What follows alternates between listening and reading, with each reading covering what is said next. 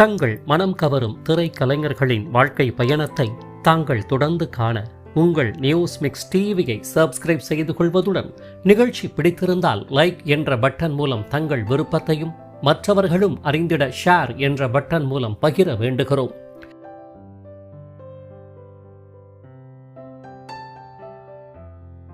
News mix TV தங்கள் அனைவரையும் அன்புடன் வரவேற்கிறது.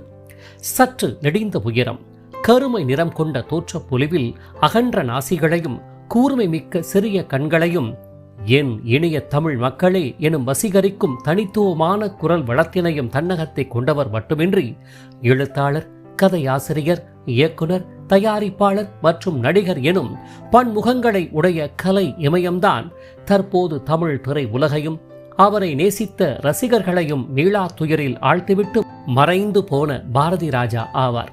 1970களுக்கு பின் திரைத்துறையில் பெரும் மாற்றத்தை ஏற்படுத்தியவர் மட்டுமில்லாமல் கிராமத்து கதைகளை அதன் மண்மனம் மாறாமல் நகரங்களுக்கும் கொண்டு சென்று பெருமை சேர்த்தவர். வாழ வேண்டிய இளம் வயதில் திடீரென மறைந்து போன கலை நாயகர் மனோஜின் பாச தந்தை. அளவிட முடியாத எண்ணற்ற விருதுகளுக்கு சொந்தக்காரர். இப்பேற்பட்ட பெருமைகளையும் சிறப்புகளையும் தன்னகத்தை உடையவரான இயக்குனர் இமயம் பாரதி ராஜாவின் பிறப்பு முதல் தற்போதைய இறப்பு வரையிலான நினைவலைகள் போற்றும் சிறப்பு வாழ்க்கை பயணத்தை தற்போது விரிவாக காண்போம். 1942ஆம் ஆண்டு ஆகஸ்ட் மாதம் 23ஆம் தேதியன்று தமிழகத்தின் மேற்கு தொடர்ச்சி மலைப்பகுதியில் அமைந்துள்ள தென் மாவட்டமாம் தேனியின் அல்லி நகரை பூர்வீகமாக கொண்ட பெரிய மாயத்தேவர் மற்றும் கருத்தம்மாள் தம்பதியருக்கு பிறந்த செல்ல மகன்தான் நமது வாழ்க்கை பயண நினைவலைகள் நாயகர் சின்னசாமி எனும் இயற்பெயருடைய பாரதி ராஜா ஆவார். தந்தை பெரிய மாயத்தேவர் ஆனவர் பாரதி ராஜாவின் தாயார் கருத்தம்மாவின் மூத்த சகோதரியைத்தான் முதல் மனைவியாக திருமணம் செய்திருந்தார். இதன் பேரில் அத்தம்பதிகளுக்கு 3 மகள்கள் 2 மகன்கள் பிறந்தனர் என அறியப்படுகின்றனர். அவ்வகையில் சின்னசாமி எனும் பாரதி ராஜாவுக்கு மூத்த சகோதர சகோதரிகள் மற்றும் தம்பி தங்கை உள்ளனர். அப்படியே அச்சு அசலாக பாரதி ராஜாவை பிரதிபலிக்கும் வகையில் விளங்கும் அவரது தம்பி ஜெயராஜ் அவர்கள் முன்னர் இராணுவத்திலும் பின்னர் அரசு அச்சகத்திலும் பணியாற்றியவர் என அறியப்படுகிறார். இவர் தனது சகோதரர் பாரதி ராஜாவுடன் இணைந்து கலை உலக பயணம் மேற்கொண்டவர் மட்டுமின்றி நிழல்கள், காதல் ஓவியம் உள்ளிட்ட திரைப்படங்களின் இணை தயாரிப்பாளராகவும், எண்ணுயிர் தோழன், மருதாணி, மெல்ல பேசுங்கள் உள்ளிட்ட திரைப்படங்களின் தயாரிப்பாளராகவும் விளங்கியவர் ஆவார். மேலும் கத்துக்குட்டி உள்ளிட்ட திரைப்படங்களிலும் ஜெயராஜ் அவர்கள் நடித்துள்ளார். தந்தையானவர் தேனி மாவட்ட சந்தையில் இயங்கி வந்த காய்கறிகள் மற்றும் இதர பொருட்களை ஏற்றி இறக்கும் லாரி நிறுவனத்தில் முகவராக செயல்பட்டு வந்தவராவார். மேலும் விவசாய குடும்பத்தைச் சேர்ந்த தந்தை பெரியமாய தேவர் தேசிய காங்கிரஸில் இணைந்து செயல்பட்ட தேசியவாதியும் கூட. தாயார் கருத்தம்மாவால் பால்பாண்டி என செல்லமாக அழைக்கப்பட்ட சின்னசாமி தான் பிறந்த அல்லி நகர் பகுதியில் இருந்து 2 மைல் தொலைவில் இருந்த தேனியில் இயங்கி வந்த அரசு பள்ளிக்கு தினமும் நடந்து சென்று கல்வியை தொடர்ந்து வந்தார்.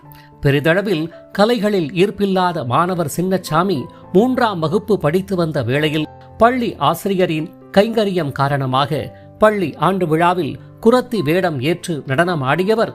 இதனைத் தொடர்ந்து 5ஆம் வகுப்பு படித்து வந்த நிலையில் மீண்டும் பெண் வேடம் ஏற்று நடனமாடிய போது முதல் பரிசை தட்டிச் சென்றார்.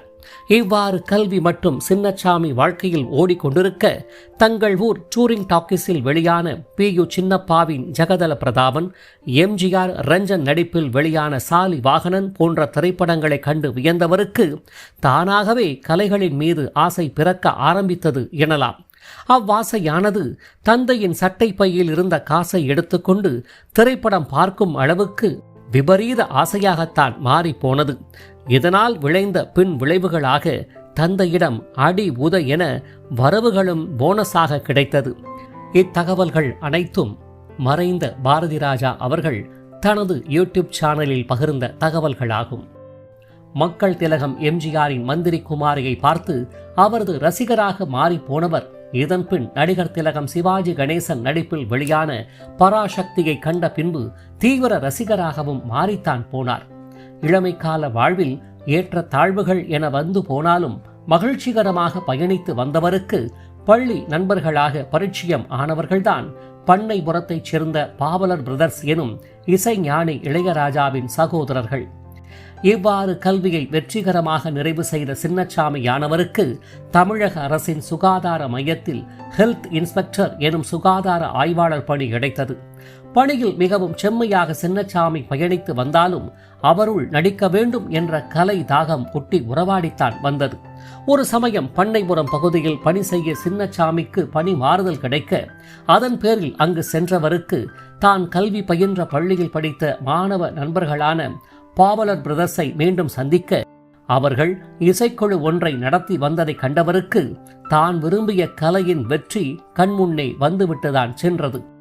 பள்ளி காலத்திலேயே தமிழ் ஆசிரியர் ராமலிங்கம் கொடுத்த பாடத்தை நாடக வடிவில் பேசி காண்பிக்க இதன் வாயிலாக பள்ளி ஆண்டு விழாவில் இடம்பெற்ற 7 நாடகங்களில் சின்னசாமியின் நாடகமானது முதல் பரிசை தட்டிச் செல்ல என அக்கலையானது அவருள் ஊடுருவித்தான் காணப்பட்டது. இதன் பின்னர் தனது சுகாதார ஆய்வாளர் பணி நேரம் போக மாலை வேளைகளில் பாவலர் பிரதர்ஸ் நண்பர்களோடு இணைந்து ஊர் சிரிக்கிறது உள்ளிட்ட எண்ணற்ற நாடகங்களை இசை வடிவில் மேடையேற்றி வந்தார் பாரதி ராஜா அவர்கள்.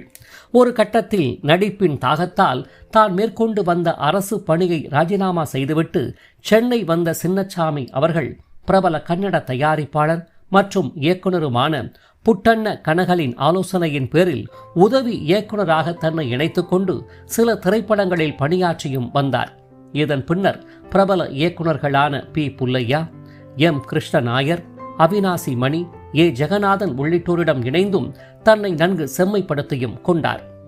இவ்வாறு தனித்துவமான இயக்குனராக தன்னை வளர்த்து கொண்ட சின்னசாமி அவர்கள் திரை உலகிற்காக பாரதி ராஜா என்ற பெயரில் அங்கீகரித்துக் கொண்டு 1977 பிரபல தயாரிப்பாளர் எஸ். ராஜ் கண்ணுவின் ஆதரவின் பேரில் அவருடைய ஸ்ரீ அம்மன் கிரியேஷன்ஸ் தயாரிப்பில் தன்னுடைய கதை வசனம் மற்றும் இயக்கத்தில் கமல்ஹாசன், ரஜினிகாந்த் மற்றும் ஸ்ரீதேவி ஆகியோரின் கலை பயணத்தில் ஒரு மைல் கல்லாக மாறிப்போன 16 வயதினிலே என்ற திரைப்படத்தை வெளியிட்டார். இதுவரை தமிழ் திரையுலக ரசிகர்கள் காணாத வண்ணம் கிராமிய மனம் வீசும் கதையமைப்பையும் காட்சி அமைப்பையும் வெளிப்படுத்தி இப்படியும் திரைப்படத்தை வெளியிட்டு ஒரு மாற்றத்தை உருவாக்க முடியும் என நிரூபித்தார் இயக்குனர் இமயம் பாரதி ராஜா அவர்கள். இத்திரைப்படத்தின் வாயிலாக தனது கிராமிய நண்பர்களான பாவலர் சகோதரர்களுக்கு இசையமைக்க வாய்ப்பினை தர இதன் பேரில் இளையராஜா இசையில் வெளியான அத்துணை பாடல்களும் பட்டி தொட்டி எங்கும் வெளியாகி புகழ் உச்சத்தை அடைந்தது எனலாம். இதனைத் தொடர்ந்து பாரதி ராஜாவின் முதல் திரைப்படமே 175 நாட்கள் திரையரங்குகளில் ஓடி மகத்தான சாதனைகள் படைத்ததோடு வணிக ரீதியாகவும் மாபெரும் வெற்றிகளை கண்டது. இவ்வாறு முதல் திரைப்படத்திலேயே மாபெரும் சாதனை படைத்து தமிழக அரசின் சிறந்த இயக்குனருக்கான விருதை வென்றவராக மாறிப்போன பாரதி ராஜாவை தேடி எண்ணற்ற தயாரிப்பு நிறுவனங்கள் படையெடுத்த போதும் தனது கலை வாழ்விற்கு முதல் அச்சாரமாக விளங்கி வாய்ப்பளித்த தயாரிப்பாளர் எஸ். ராஜ் கண்ணுவுக்கு நன்றி கடனாக மீண்டும் அவருடைய நிறுவன தயாரிப்பில் தன்னுடைய கதை வசனம் இயக்கத்தில் வெளியான கிழக்கே போகும் ரயில் திரைப்படத்தின் மூலம் அறிமுக கலைஞர்களாக சுதாகரையும் ராதிகாவையும் அறிமுகப்படுத்திய பெருமையும் பாரதி ராஜா அவர்களைத்தான் சாரும். இத்திரைப்படமும் இளையராஜா இசையில் வெளியாகி முன்னர் திரைப்படமான 16 வயதினிலே திரைப்படத்தை காட்டிலும் சுமார் 365 நாட்கள், அதாவது ஒரு வருடத்திற்கும் குறையாமல் ஓடி பிரம்மாண்ட வெற்றி கண்டது. இத்திரைப்படத்தில் பாடியதற்காக மலேசியா வாசுதேவன் அவர்களுக்கு சிறந்த பின்னணி பாடகருக்கான தமிழக அரசின் விருதும் கிடைத்தது. 16 வயதினிலே திரைப்படத்தை தழுவி செல்வ செவன் என்ற பெயரிலும், கிழக்கே போகும் ரயில் திரைப்படத்தின் கதையை தழுவி சேவ்ரே வாலி காடி என்ற பெயரில் ஹிந்தியில் இயக்கியும் வெளியிட்டார் பாரதி ராஜா அவர்கள். இதன் பின்னர் மாபெரும் வெற்றி இயக்குனராக மாறிப்போன பாரதி ராஜாவிற்கு கிடைத்த கலை உலக ஏறுமுகத்தை வர்ணிக்க முடியாதுதான். இதனை அடுத்து கிராமத்து இயக்குனர் என்ற முத்திரையை தகர்க்கும் வண்ணமாக தன்னால் மாடர்ன் மற்றும் சஸ்பென்ஸ் த்ரில்லர் திரைப்படங்களையும் தர முடியும் என்ற ரீதியில் கமல்ஹாசன் நடிப்பில் சிகப்பு ரோஜாக்கள் மற்றும் டிக் டிக் டிக் உள்ளிட்ட திரைப்படங்களையும், தன்னுடன் உதவி இயக்குனராக பணியாற்றி வந்த கே. பாக்யராஜ் நடிப்பில் புதிய வார்ப்புகள், மீண்டும் சுதாகர், ராதிகா நடிப்பில் நிறம் மாறாத பூக்கள் என தொடர் வெற்றி திரைப்படங்களை தந்து வந்தவர் மேற்கூறிய நிறம் மாறாத பூக்கள் திரைப்படத்தில் விஜயனுக்கு முதலாக பின்னணி குரல் தந்து சிறப்பித்துள்ளார். இதையடுத்து சற்று உளவியல் சார்ந்த கதையம்சம் கொண்ட நிழல்கள் என்ற திரைப்படத்தை இயக்கியவர் தனது அறிமுக ஹீரோயினாக கார்த்திக் மற்றும் ராதா நடிப்பில் அலைகள் ஓய்வதில்லை என்ற திரைப்படத்தை இயக்கி மாபெரும் உச்சம் தொட்டார். பாரதி ராஜாவின் திரைப்படங்களின் ஆஸ்தான இசை அமைப்பாளராக பவனி வந்த இளையராஜா அவர்கள் பாரதி ராஜாவுடன் இணைந்து பல திரைப்படங்களில் இசை ராஜாங்கம் நடத்தியிருப்பினும் மாபெரும் புகழ் வானின் உச்சத்தை தொட வைத்த திரைப்படம்தான் காதல் ஓவியம் ஆகும். இத்திரைப்படத்தில் இடம்பெற்ற அனைத்து பாடல்களும் இன்று வரை மெகா ஹிட் ஆகும். இவ்வாறு பாரதி ராஜா இளையராஜா கதை இசை கூட்டணி தமிழக திரை உலகில் மாபெரும் வரலாற்று சாதனை படைத்து வந்த நிலையில் மதுரையில் மீனாட்சி அம்மன் கோயில் அருகே வளையல் கடை நடத்தி வந்த பாண்டியனை ஹீரோவாக்கி அறிமுக நாயகி ரேவதியின் நடிப்பில் மண் வாசனை என்ற திரைப்படத்தை இயக்கி வெளியிட பின்னர் என்ன எப்போதும் போல் இத்திரைப்படமும் 200 நாட்களுக்கும் மேலாக திரையரங்குகளில் ஓடி வெற்றி வாகை சூடியது. பெண்ணின் புனிதத்தை பறைசாற்றிய புதுமை பெண், ஜாதிக்கு எதிராக உருவான வேதம் புதிது, அரசியலின் மறுபக்கத்தை வெளிச்சம் போட்டு காட்டிய எண்ணுயிர் தோழன் என சமூக அக்கறை சார்ந்த திரைப்படங்களை இயக்கி வந்த பாரதி ராஜா அவர்கள் நடிகர் திலகம் சிவாஜி கணேசனுடன் இணைந்து அவருக்கு திரை வழியில் மரியாதை செய்த திரைப்படம்தான் முதல் மரியாதை ஆகும். இத்திரைப்படம் தேசிய விருதை வென்றது. கமல்ஹாசனுடன் ஒரு கைதியின் டைரி, சத்யராஜுடன் கடலோர கவிதைகள் என இயக்கி சிறப்பு சேர்த்தவர் தன்னுடைய திரைப்படத்தில் அறிமுகமான அத்துணை திரை நாயகியருக்கும் 6 வரிசையில், அதாவது ராதிகா, ராதா, ரஞ்சனி, ரேவதி என பெயர் சூட்டி புகழ் பெற வைத்தவர். வேதம் புதிது என்ற திரைப்படத்தில் தோன்றி நடித்த அமலாவிற்கு மட்டும் பெயர் மாற்றமின்றி நடிக்க வைத்தார். அமலா இதற்கு முன்னரே டி ராஜேந்தரால் மைதிலி என்னை காதலி என்ற திரைப்படத்தின் மூலம் அறிமுகப்படுத்தப்பட்டார் என்பது கூடுதல் தகவலாகும். சுகன்யா நடிப்பில் புதுநெல்லு புதுநாத்து, விஜயகாந்த் நடிப்பில் தமிழ்ச்செல்வன் உள்ளிட்ட திரைப்படங்களை தவிர புதிய வார்ப்புகள், ஒரு கைதியின் டைரி, முதல் மரியாதை, நாடோடி தென்றல், கேப்டன் மகள், ஈரநிலம், அன்னக்கொடி உள்ளிட்ட திரைப்படங்களின் தயாரிப்பாளராகவும் அவதாரம் எடுத்த பாரதி ராஜா வானவர் பாச மலருக்கு அடுத்து அண்ணன் தங்கை பாசத்தை உச்சாணியில் அமர வைத்த கிழக்கு சீமையிலே, கள்ளிப்பால் கொடுமைக்கு எதிரான கருத்தம்மா என மனதில் நிலைவற்று போன திரைப்படங்களை தனது நண்பர் இளையராஜா இசையின்றி AR ரகுமான் இசைக்கூட்டணியில் இணைந்து தந்தவர் 1999 தனது பாசமகன் மனோஜை கதையின் நாயகனாக்கி தாஜ்மஹால் என்ற திரைப்படத்தை இயக்கி வெளியிட்டார். பாரதி ராஜாவின் கருத்தம்மா, அந்தி மந்தாரை, கடல் பூக்கள் உள்ளிட்ட திரைப்படங்கள் தேசிய விருதுகளை வென்ற திரைப்படமாகும். 2016 சற்று மாறுபட்ட கதையம்சம் கொண்ட பொம்மலாட்டம் என்ற திரைப்படத்தை இயக்கியவர் 2020 தனது தயாரிப்பு மற்றும் இயக்க நடிப்பில் மீண்டும் ஒரு மரியாதை என்ற திரைப்படத்தை படைத்ததே பாரதி ராஜா அவர்களின் இயக்கத்தில் வெளியான இறுதி திரைப்படமாகும். ஒருபுறம் கதையாசிரியராக, இயக்குனராக, தயாரிப்பாளராக என கலை உலக களம் கண்டு வந்த பாரதி ராஜா அவர்கள் தனது முதல் கலை வேட்கையான நடிப்பு என்ற பங்களிப்பில் கிழக்கே போகும் ரயில் என்ற திரைப்படத்தில் ஸ்டேஷன் மாஸ்டராக, தாவணி கனவுகளில் இயக்குனராக என சில காட்சிகளில் மட்டும் தோன்றி வந்தவர் முதலில் கதையின் நாயகராக முத்திரை பதித்த திரைப்படம்தான் 1980 வெளியான கல்லுக்குள் ஈரம் என்ற திரைப்படமாகும்.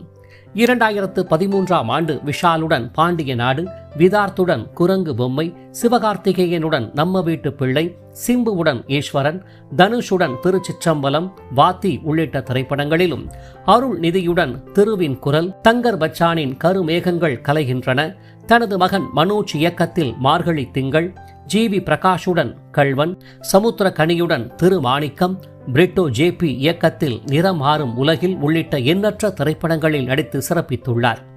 ஏற்கனவே கூறியது போல நிறம் மாறாத பூக்களில் விஜயனுக்கு பின்னணி குரல் தந்தது போல அலைகள் ஓய்வதில்லை என்ற திரைப்படத்தில் தியாகராஜனுக்கும், வேதம் புதிதில் நிழல்கள் ரவிக்கும், கொடி பறக்குது திரைப்படத்தில் மணிவண்ணனுக்கும், எண்ணுயிர் தோழனில் தென்னவனுக்கும் பின்னணி குரல் தந்த பெருமைக்குரியவர் ஆவார். இது மட்டுமின்றி கருத்தம்மா திரைப்படத்தில் AR ரகுமான் இசையில் இடம்பெற்ற காடு பொட்டக்காடு என்ற பாடலை மலேசியா வாசுதேவனுடன் இணைந்தும் பாடியுள்ளார் பாரதி ராஜா அவர்கள்.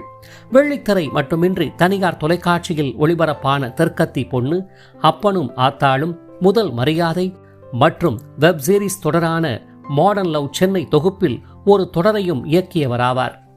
இப்பேற்பட்ட சிறப்புக்குரிய பாரதி ராஜா அவர்கள் 2004ஆம் ஆண்டு மத்திய அரசின் உயரிய விருதான பத்மஸ்ரீ விருதை வென்றவர் மட்டுமின்றி 6 தேசிய விருதுகளையும் 4 பிலிம்பேர் விருதுகளையும் 6 தமிழக அரசின் விருதுகளையும் நந்தி விருது என சொல்லிக்கொண்டே போகும் அளவுக்கு எண்ணற்ற விருதுகளை பெற்றவர் மட்டுமின்றி 2005ஆம் ஆண்டு சத்தியபாமா பல்கலைக்கழகத்தால் டாக்டரேட் பட்டத்தையும் 2015இல் சீமாவின் வாழ்நாள் சாதனையாளர் விருதையும் வென்ற சிறப்புக்குரியவரும் ஆவார். கலை உலக சிறப்பை தன்னகத்தை உடைய பாரதி ராஜா அவர்கள் 1974ஆம் ஆண்டு சந்திரலீலா என்பவரை மணம் புரிந்தார். மேற்கண்ட தம்பதிகளின் அன்பின் அடையாளமாக மனோஜ் என்ற மகனும் ஜனனி என்ற மகளும் பிறந்தனர். இவர்களில் மகள் ஜனனி திருமணமாகி தனது குடும்பத்துடன் மகிழ்ச்சிகரமாக வாழ்ந்து வருகிறார். மகன் மனோஜ் ஆனவர் தந்தையின் கலை வாரிசாக நடிகர் மற்றும் இயக்குநராக வலம் வந்தவரும் ஆவார். இவர் கலை நாயகி நந்தனா என்பவரை காதல் மனம் புரிந்து கொண்டார். இவ்வாறு கலை உலக பயணம், சிறந்த இல்லற வாழ்வு, பெற்ற பிள்ளைகள், பேர பிள்ளைகள் என மகிழ்ச்சிகரமாக பயணித்து வந்த பாரதி ராஜாவின் மகிழ்வை சீர்குலைக்கும் வண்ணமாக 2025ஆம் ஆண்டு உடல்நலக் குறைவு காரணமாக பாசமகன் மனோஜை இழந்த நிலையில் இதனால் பெரும் மனத்துயருக்கு ஆளான பாரதி ராஜா அவர்கள் மகனின் நினைவலைகளால் மூழ்கி போனவர் அவ்வப்போது உடல்நலக் குறைவினால் பாதிக்கப்பட்டும் வந்தார்.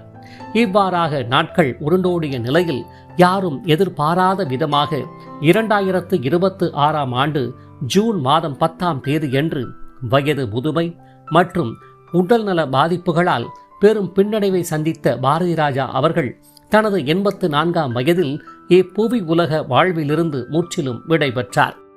தனது தேர்ந்த கதையமைப்பு, இயக்கம், தயாரிப்பு மற்றும் நடிப்பு என பன்முகத்தால் கலை ரசிகர்களின் உள்ளம் கவர்ந்தவரும் திரை உலகின் மாபெரும் புரட்சியாக கிராமத்து கதைகளை நகரவாசிகளும் ரசிக்கும் வண்ணமாக புகழின் உச்சாணி கொம்பில் அமர வைத்து பெருமை சேர்த்தவரும் என் இனிய தமிழ் மக்களே என உலகத் தமிழ் மக்களை வாஞ்சையுடன் அழைத்து வரவேற்ற நமது பாசத்திற்குரிய பாரதி ராஜா அவர்கள் உடலால் மறைந்தாலும் அன்னாரது கலை படைப்புகளால் என்றென்றும் ரசிகர்களின் மனதில் மறையாமல் வாழ்ந்து கொண்டே இருப்பார் என்பது மறுக்க முடியாத உண்மையாகும்.